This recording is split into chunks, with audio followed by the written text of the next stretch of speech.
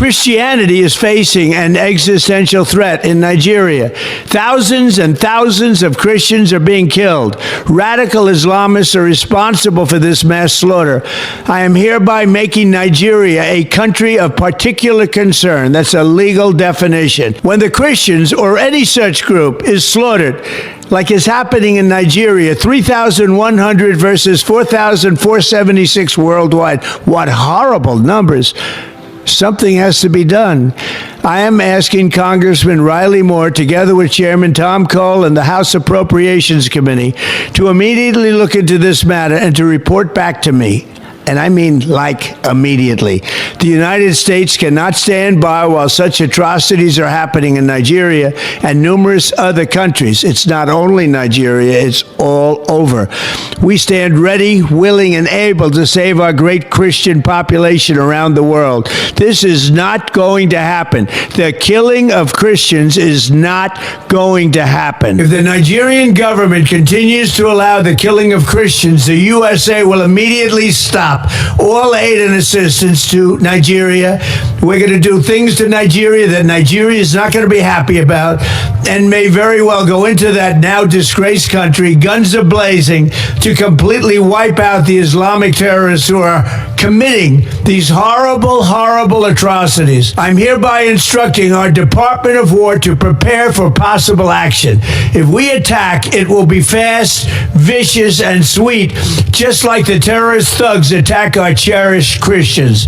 These are cherished people. These are great people. Leave them alone. Warning, the Nigerian government better move fast before it's too late. It is not going to happen. What you're seeing right now on your screen is a peace talk with the bandits. I mean, just take a look at them, fully armed. These are people that unalive people, unalive Christians, go into villages and annihilate the people that live in those villages. See them coming in with ammunitions. Just look at them. This is banditry in full scale, and the government is having peace talks with these people. Just imagine the kind of ammunitions. Look at the way they are looking, so haggard. You will know that these are bandits. No training, nothing at all. Just a mindset and a motive of criminality, of attack, of violence and chaos. That is it. And look at, they are being granted press talk. Nigeria is negotiating with criminals, with bandits. Can you just imagine what is happening right now? That is what is happening in this country right as we speak. So tell me why people will not want the United States government to intervene.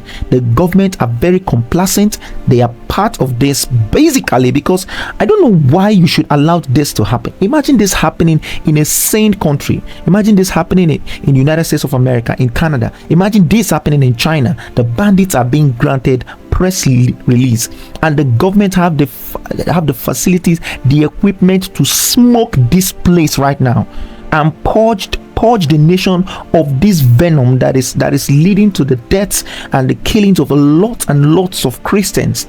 Thank God the international organizations, countries are now aware of what is happening. You can see why this thing looks as if it's impossible to solve. You know, quoting the, if you love the land, if you are patriotic as a Nigerian, this is the price. This will be the reward. But if you are a terrorist, they will call you for negotiation. If you are a terrorist and you are getting wedded, government will attend the wedding in Nigeria and nobody is saying anything. So if that is a position of government, then government is therefore telling us that we should also become terrorists. May God forbid that one. Amen. But if government is telling us that we should also become terrorists to live, then we'll go home and think over it. Yes, we'll go home and think over it. Of the time he was sleeping, I asked him what he had for us up north, because we have extremely serious security problems. He told me that he didn't have anything. I said, sir, you mean that you want to be president and you don't even have a blueprint? He said he doesn't have a blueprint. He doesn't have a blueprint according to him, because if I have a blueprint, I'm quoting him now, then I might be killed, and because I'll be stepping on too many toes. I said, sir, in that position that you are looking for, you don't think of death, you don't think of assassination. Anyway, that is gone. But I've been vindicated yesterday. Today, on a fresh attack yesterday, and it's currently ongoing. I thank God for the efforts of the lots of people. Social media now, a lot of people now have their gadgets, to record this thing, and thank God for the availability of internet to be able to share real time what is actually going on. This was just yesterday, and there were about 4 or 5 attacks between when President Trump made that statement and just yesterday. There are about 4 or 5 attacks that have been happening simultaneously. A lot. We are going to share pictures, but we're going to blur them because of there's a recent attack that happened yesterday, and the massacre is very gory. We saw it. We're following some content creators, the likes of Masara, the likes of English Allergy. They are posting on real time things that are happening to the Christian communities, and this is what we are talking about. Look at how they went into a community and began to slaughter people, and this is really bad. I just hope, as much as possible, we want to blur these images, these gory images, because of the YouTube policy. We don't want to violate the policy, but we wish we could let the world see it, because if there was no crying out, thank God for social media platforms like YouTube, like Twitter, like Facebook and the likes. Despite the policies, they still allow us to talk about these things, because these are things that need to be out there, so that the help we need, people will know that this thing is actually real. Because a lot of people are trying to water it down and say there's nothing like that. They give it all sorts of names.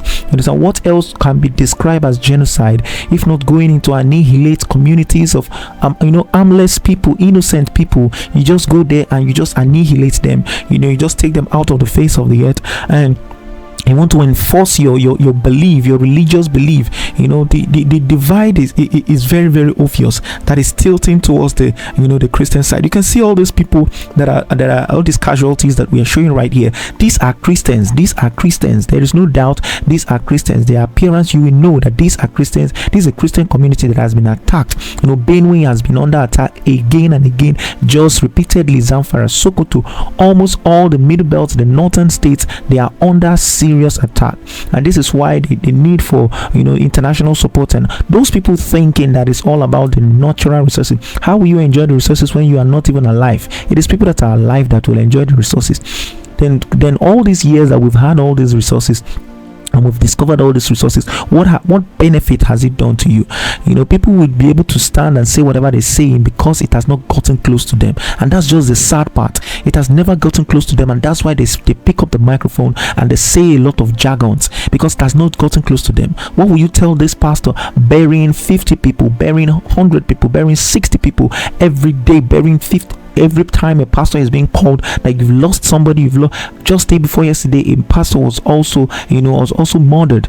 Do you understand? So this thing is happening in real time, and it's happening in the country, and there is need for us to cry out. And thank God for social media platforms. And right now, the world is now aware of what is happening in this country. But the Lord help us. This is really, really, really sad. Really, really, really sad. And we just wish that YouTube will help us to push this thing out there, so that it can get to more people that will provide solution, because this is what we want. We want solutions. These are human lives that we are talking about. Human lives. It is not only unable, it is unwilling, and we have good reason to feel that they are part and parcel of the killers. Let me make some revelations to you. That's a very big allegation, Dr. Obadiah. The government is part and parcel of the killers. Yes. That's big. Yes. Yeah. Okay. How would the government just say, oh, it is revenge killing and so on? Then you leave it there. Oh, because it is revenge killing and so on and so forth. The body language of this administration, the body language of the state government shows clearly that they have a hand in the killings. No doubt about it. Because, you see, General Abacha, and people don't give him his due. Do you think you would have tolerated such nonsense? General Abacha famously said that if an insurgency lasts for more than 2 days, the government knows. That is the real and the truth. And let me make some revelations, because some of us also have our own intelligence networks. Okay. Have met with some of the bandits. We have met with some of their high commanders. One or two who have repented. They have sat down with us, not once, not twice. They told us that one of the northern governors is the commander of Boko Haram in Nigeria. Boko Haram and the bandits are one and the same thing. They have a sophisticated network. During this lockdown, their planes were moving up and down as though there was no lockdown. Moving ammunitions, moving logistics, moving money, and distributing them in different parts of the country. They are already in the south, in the rainforest of the south. They are everywhere. They told us that when they finish these rural killings, they will move to phase 2. The phase 2 is they will go into the urban cities, going from house to house, killing prominent people. I can tell you, this is the game plan. By 2022, they want to start a civil war in Nigeria. Don't joke with what I'm saying. I have a PhD from Oxford University. I'm a central banker. We don't talk nonsense. So don't joke with what I'm telling you. I have this from the highest possible authority, higher authorities of some of the commanders of the killers and Boko Haram. You said northern governors, past or present, Dr. Obadiah? No, current. No, they said one of them is the commander of Boko Haram in Nigeria. One of them. And they are not looking for money. They have more than enough money. In fact, he told me they just came back from one of the Middle East countries in private jet full of ammunitions and dollars. Did they tell you, Dr. Obadiah, why they would want to cause civil war in 2022? Yes, so that they can continue in power. I'm not making this up. I am not joking about this. I love Nigeria. I don't like the shedding of innocent blood. How can we find? I don't want civil war in our country. How can we find a lasting solution to this? How can we stop this from happening? I mean, let's just say hypothetically what you're saying. How can we bring an end to this? How can we bring peace to southern Kaduna, Dr. Obadiah? Well, the killers should leave our land. And all the lands they've taken over, they should peacefully withdraw, leave our land for us, because this is not our land. You know, Sheikh Husani, the former senator from my state, he said recently that, look, when you look at Kagoro people, I am Ninzam from Sanga local government. If you look like a Ninzam man, you look at an Atiaf man, you look at a Kataf man, you look at a Jaba man, he cannot go to Kano. And this is our friend who calls himself Usman. You say you are from Katsina. Right. None of our people can go to Katsina and start fighting over land with you. They cannot go there and start fighting over land with you. Why are you coming to fight with over land with us? We have nowhere else to go. This is our ancestral land. Our people are farmers. They are very poor. The government has neglected them. The government has marginalized them. During the last elections, do you know what they did? They did not register most of our people. And when they did, even during the voting, they will bring the voting machines around 2 a.m., 3 a.m. Right. When people are tired this morning, lining up, they'll say there's insecurity, they'll pack and go. They systematically disenfranchised our people. We have been excluded from this government.